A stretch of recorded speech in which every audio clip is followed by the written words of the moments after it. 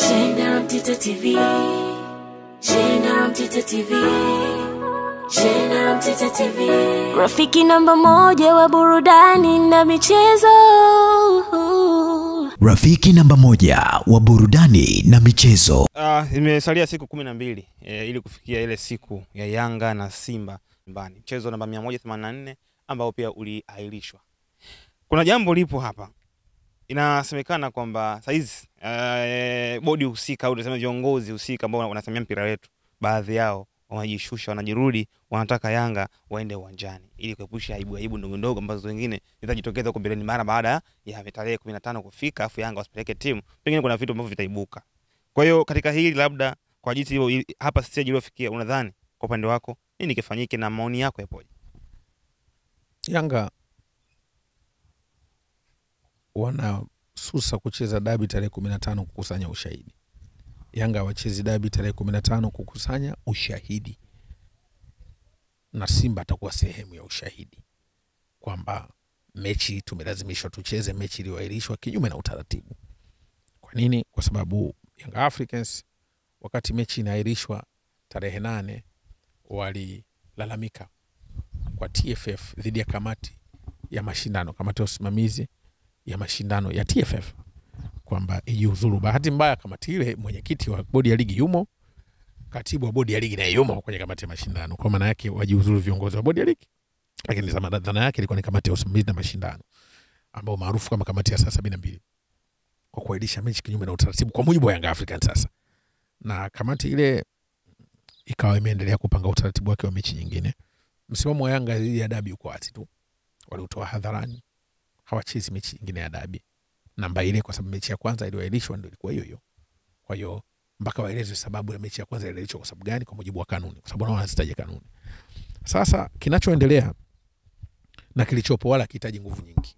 Yanga hawapeleki timu kiwanjani kwa sababu wanataka kupata ushahidi wa kulazimishwa kucheza mechi. Wanataka kupata haki ya kudhulumiwa kuahirishwa kwa mechi. Lakini mechi zingine wametangaza watazicheza za ligi. Watacheza mechi ya Tanzania Prisons wale Mbeya, watacheza mechi ya Dodoma Jiji hapa Dar, ipo hiyo mechi watacheza. Akizo mechi nyingine moja hiyo ya dabi hawatocheza. Kwa wakati wa alama 15. Ambao hata wakati alama 15 nadhani unakuwa washindi wa pili, lakini tafsiri yake hawatoacha ushindi wa mezani kwa Simba. Wanataka wakusanye ushahidi waweze kufungua kesi rasmi wakiwa na ushahidi wa kutotendewa haki. Kwa sababu wakati mwingine kulalamika bila kukosewa ni shida. Yanga wanasubiri kukosewa tarehe 15 ili walalamike. Wanalalamika wapi? Kwenye hizi mamlaka za mpira, kwa kuwa na ushahidi kwamba tumenyimwa alama katika mechi hiyo. Nicho ambacho wanakisubiri Young Africans kwenye hiyo dabi na kilichoendelea. Kwa hiyo ndio hali halisi ya dabi na madai Young Africans. Lakini kwa bahati mbaya TFF na bodi ya ligi wanafanya maamuzi mpaka wapigwe mikwara. Juzi tumeona Singida Black Stars, TFF na bodi ya ligi wamefanya maamuzi mpaka wapigwe mikwara. Tumeona Singida Black Stars wameandamana, wewe wamewekea waamuzi wao, wamembadilisha sisi Amina Kiando wamemweka Arajiga. Kwa nini? Viongozi wetu hawezi kusimamia haki na wajibu. Tafsiri yake mkishakuwa na viongozi hawawezi kuwa wa kweli, mnaanza kutafuta njia za uongo kutafuta ukweli. Kilichotokea juzi, mpira wetu na mamlaka zetu za mpira, viongozi wetu hawasemi, hawapendi kusimamia ukweli. Mpaka wapige mikwara ndio wafanye maamuzi. Sasa mpira ukianza kuendeshwa watu mpaka wapigwe mikwara, wasioweza kupiga mikwara itakuwaje? Watu wengine ambao hawana nguvu hiyo itakuwaje? Kamati ya waamuzi inamezwa na katibu wa TFF, iko chini ya TFF wala sio chini ya bodi ya ligi. Frat wanafanya kamati ya waamuzi, wana ushirikiano lakini sio maamuzi ya moja kwa moja.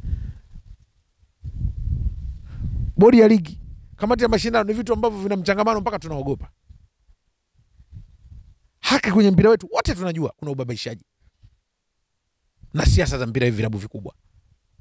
Sasa kama imefikia mpira wetu watu wanafanya maamuzi mpaka wapige mikwara, haifai. Kwa sababu hata Simba dabi ya tarehe 8 walipiga mkwara tu, mechi imeahirishwa. Sasa mamlaka ya mpira inayoendeshwa kwa kupigwa mikwara haifai. Haiwezekani.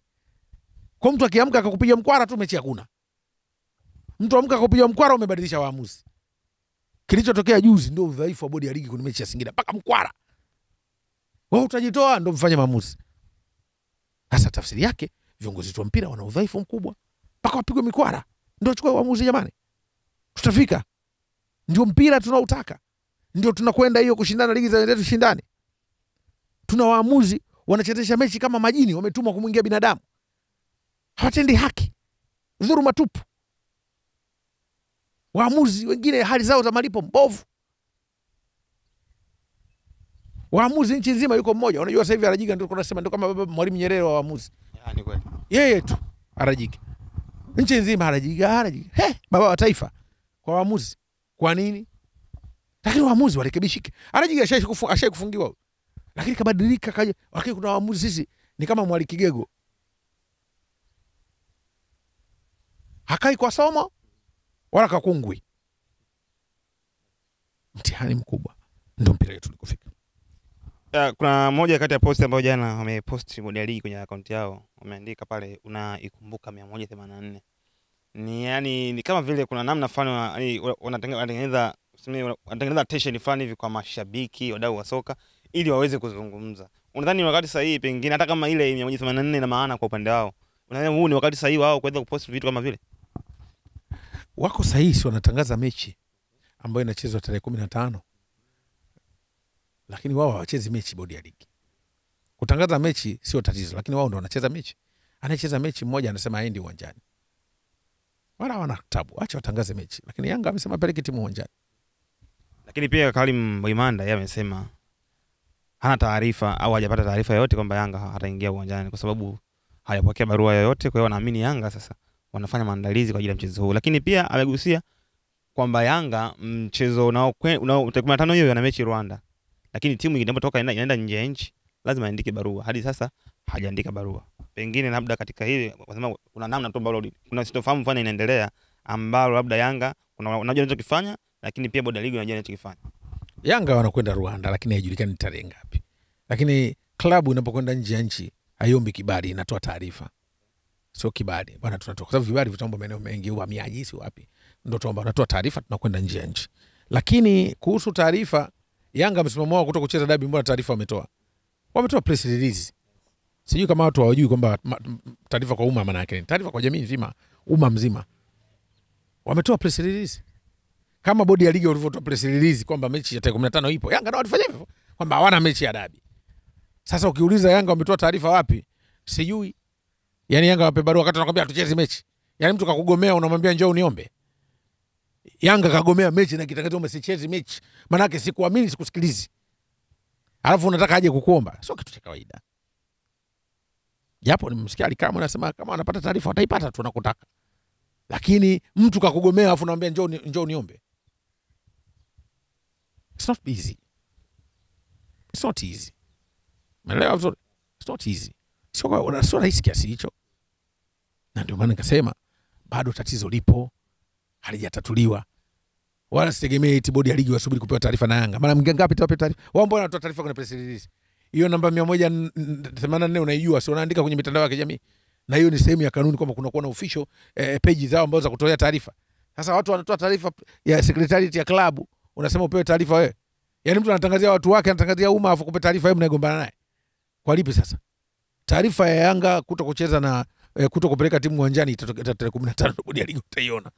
Ili waamue. Yanga washawasusia bodi ya ligi hiyo mechi. Kwa upande wako tu la mwisho, ungetamani mechi ipigwe ama Yanga wasimamie msimamo wao ili kidogo pawe na fundisho? Sio fundisho, mechi ichezwe kwa haki, sio kwa dhuluma. Kumlazimisha mtu acheze mechi kwa dhuluma. Mechi napenda ichezwe lakini haki itendeke. Haki itendeke. Wasikilizane, waelewane. Sio kumwambia nenda kacheze, utacheza peke yako sasa nani anataka acheze. Kata alama. Ukimkata alama sasa anaenda kulalamikia kushtaki. Wanafikiri mkata alama ndio imeisha. Wataenda kulalamika Yanga Africans. Hawajawahi kushinda kesi Yanga. Kesi kwa nani sasa? Watanapoenda hajawahi kushinda kesi wale. Basi wataona hiyo kesi watashindwa, watashinda. Nafikiri kesi kusema hajawahi kushinda kesi.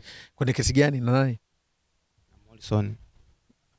Sio kesi, kuna kesi za madai. Kesi za madai huwezi kusema sikulipi. Mnaangalia namna ya kulipana. Nadhani tuwasubiri watakapofikia wao kusema. Ni kushukuru sana kaka. Asante sana. kamili kwako yenye mandhari nzuri ya kuvutia. Tunajivunia huduma bora ya malazi, chakula na vinywaji. Utapata free breakfast, free wifi, free swimming pool. Vyumba vyetu ni vya kisasa na vifaa vya kipekee vinavyofanya siku yako kuwa ya kufurahisha na yenye kumbukumbu nzuri. Pia tuna kumbi za kisasa kwa ajili ya shughuli mbalimbali na garden ya kupigia picha. Tunapatikana Kisasa, Dodoma, Tanzania. Fanya booking online kupitia booking.com. Wasiliana nasi kwa simu namba 0773467756. Email brandhotel14@gmail.com. Brand Hotel, tunaamini kwenye ukarimu na huduma bora.